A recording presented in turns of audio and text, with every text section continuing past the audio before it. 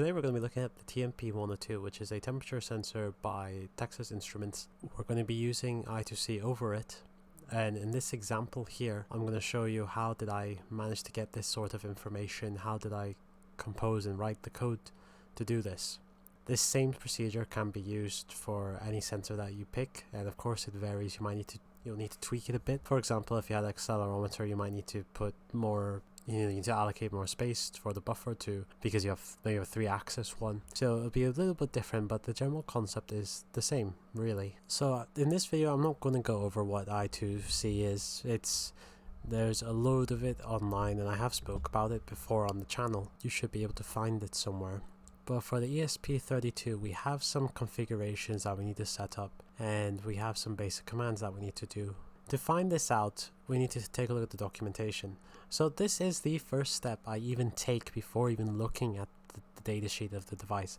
If I'm working with a new protocol that I haven't done so before, or even like a new microcontroller, and I'm not too sure how do I get it configured. So we're going down and we see driver usage, we have configuration, install driver, communication as a master, communication as a slave, interrupt handling, customize config, error, and delete driver. These are the typical steps that we need to operate the I2C driver. It goes into a bit more detail about the configuration. So since our ESP32 is the master and our TMP102 is the slave, we will be using this to configure it. So we're having a look down before, we keep looking down and we see how to write a command, we see how to read, we see what we need to do for it. And if we had a bit more, we can take a look at the examples, and we have different functions which we should read through and see. So we can see here, this is a master write to device. This is a wrapper of I2C master start, master write, master read. So this is quite a summation of all the previous steps that I had here. If we went back up to it, master start, write. So it did all this for us, and it also allows us to read. So this is something that looks interesting, and we could use it. Of course, if you wanted to use these steps like so, you can do so. It would still function as you want. But let's take a look back at the code. Looking back at the code, I'm wanting to include a certain drivers or header files that I need. So since we're not using FreeRTOS in this example, but I'm using the delay function, so I'm going to have it in the ESP log, and we have a regular stdio. We're allowing this, saying it is a simple example. We're just saying this for our tag. As you can see later down, we can see it being used. And now we're defining our pins. So if you remember the configuration, this is what it is. It's just an easier way to mimic your code or allow it to define things. So we're using the port number 0, I2C master. We're using master frequency of 400k. This is quite typical. Speed, of course, we can just write it like so also. Am I to have an extra 0? I think I do. So we can write it like this, that's totally fine. It comes down to personal preference. Do we want the buffer disable? TX and RX, yes, because we don't need it. We have also our timeout here, and of course we have the address and the pointer address, which I will get into a bit later. But to start off with, we need our address of our device first. So back in the datasheet, or actually first time in the datasheet, we have the TMP102. And this is, we're looking for the address here. And if you didn't know that, we can't have two of the same address on the same I2C line. So for example, if you had two of these sensors and they were both addressed as the current address, which was X0X48, I believe, it wouldn't work. You wouldn't know, it would try to communicate to both, or you'd get false data in return. Make sure you have separate addresses and such, or you get false data. So now we are going to look at the address itself, as we've been chatting about. Sometimes it's quite difficult to find these things in the datasheet. It requires a lot of trawling around, but as I said always, I highly recommend you spend time and looking through these things, because it's quite easily to miss. But in this case, we find a very nice table, and we see that for device 2 wire address, this is another way to say I2C, is it's 1001000. If we use our favorite website, I use rapid tables, and we go, so 1001 like that, we get 48 hex, so 0x48. So this is our address that we'll input in, and it's what we've placed here. Again, we can always comment, even though if our define says so. It's an address for TMP102. So now we want to know, we have our address, how do we actually work this thing? We're looking and it says operates as a slave address, only 2 wire, bus and SMP bus, open drain SC, SDA, SCL, supports transmissions for both 1K to 400K, and we can go to high speed. All bytes are transmitted MSB data bytes are transmitted MSB first. We look at the writing and reading operation. Accessing a particular register on the TMP102 device is accomplished by writing the appropriate value to the pointer register. The value for the pointer register is the first byte transferred after the slave address byte with the RW bit low. It says over here, every write operation to the TMP102 device requires a value for the pointer register. So we understand now that we need this pointer register. We need to write to it first, but what is it? Let's see in figure 8 here. So we can see the timing diagram. These are very useful into understanding how we are actually getting our data. We can see the slave address byte, the value of A is 0 and A1 determined by the ADDO pin, and we see the pointer register byte.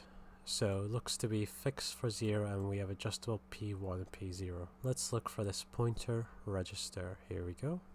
Internal register, 8-bit pointer register device is used to address a given data register.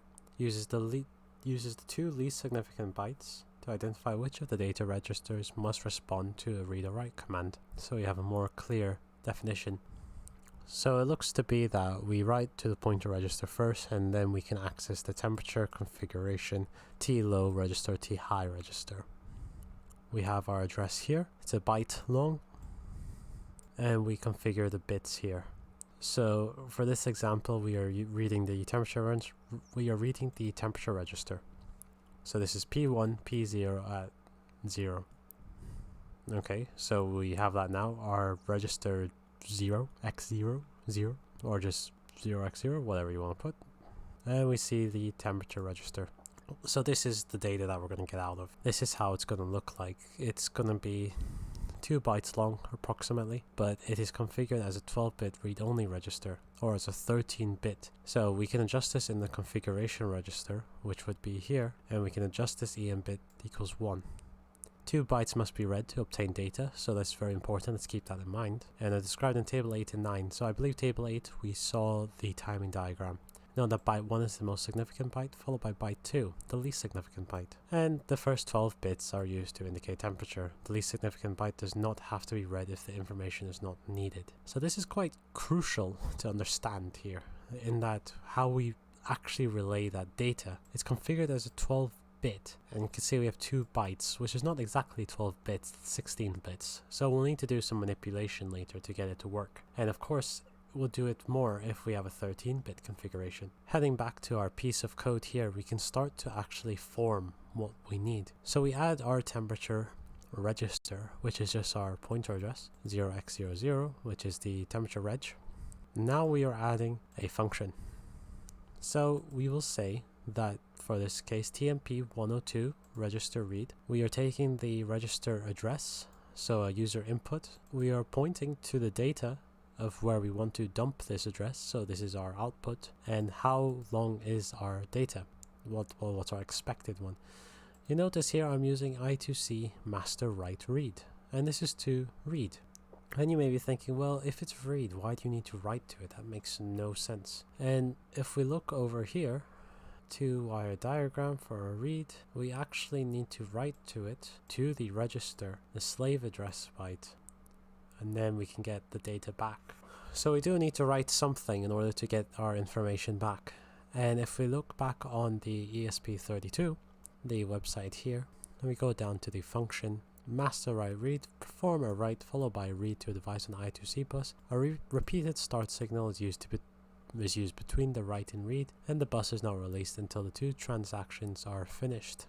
You can see it's just a wrapper of these functions prior. We can also see the required parameters within this function. Let's see the I2C port number, the device 7-bit address, the write buffer, the write size, the read buffer, the read size, and the text to wait. Heading back into the code, we can see we can actually start to form this. So I've placed, I2C master read device. I'm returning this value. We see I2C master num, So we're on port 0. What's the address we wish to write to? I want to write to the TMP102 address. What is the register address of the specific register? And it's going to be my user input here. I'm going to grab that. It's going to be 1 byte long. I know that for certain. What is the data output? What am I expecting out here? So I'm going to let the user input this, and the length of it, I don't know what is it, so let the user input it. And of course, perhaps you could make this as a register read or something. This is just generic thing, so someone could access something different for whatever pointer address. So they may have one for the T low, T high, you know. You can make it a fixed also. You can make it a fixed function. So we can do that later. So we're going to write to a device here. You see we're read, write. So we're taking 2 parameters, the register and the data which we want to write. We have a write buffer here. And we are storing this inside this array. So we have the register address and the data. So again, the port address, what are we writing, the size of what we are writing, and the timeout. Like how long do we need to wait before this becomes an issue? If you remember early on in the video, we talked about the configuration.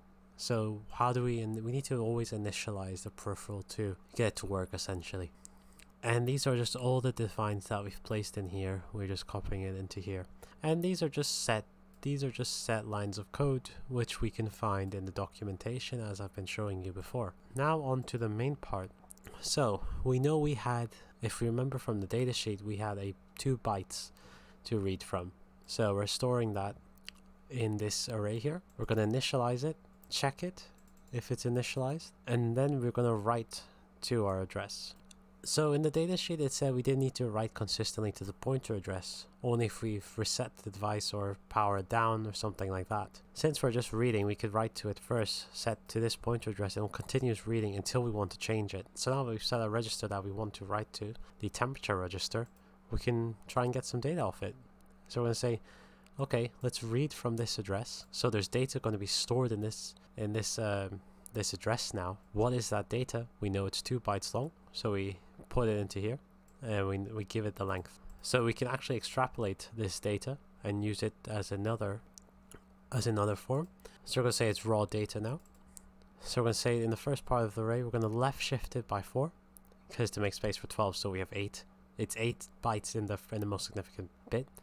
In byte number 1, we're shifting it by 4, and we're going to move the second piece by 4 to get 12 bits, and we're going to disregard the rest. We don't need it. And then we're going to print it out. We can check it there, how is this data actually works. And then we can check here, we need to convert it to an actual readable temperature. If we looked further down in the datasheet, we should see something that tells us how do we actually read. How do we actually read this? Some datasheets, again, are quite nice to you, and they tell you what you want and very quickly what you want, and some of them are not. But in this case, TI, as the generous people they are, they've told us to say, okay, to convert a positive digital data format to temperature. So they gave an example of 000011 blah blah blah is 320H in hex, 800, you times that by 0.0625 and you get 50 degrees. So it looks like we need to times our value over here to get times our value, so our raw data value, by 0.0625 to get a reading in degrees Celsius. And if we did have a negative, I haven't placed it in this code, but simply we need to generate 2's complement of the result, and it shows us clearly how we can do that. So some data sheets, they won't be nice enough to show you this nice easy way to convert it. Some will. It's a lot of digging, you might have to do a bit more math than this, but it is what it is for now. But again, everything's in the data sheet. So after that, we're going to print our function, and we're going to delay it, and we're going to test it now. So I will plug in our device.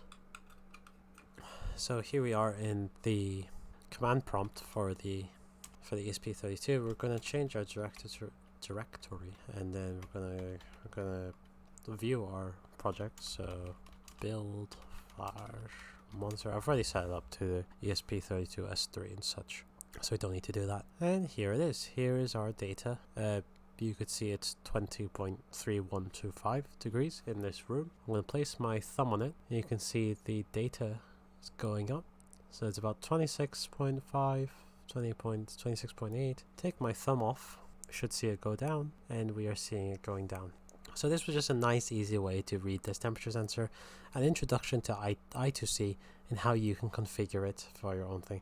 It's a similar concept that you always follow with I2C. I highly suggest looking at the protocol first, maybe getting a deeper understanding how that works before diving into this. But generally with some sensors and such, they may require a bit more configuration than others, but have a play around, look into it a bit more, and generally follow the same concepts and you'll be just fine.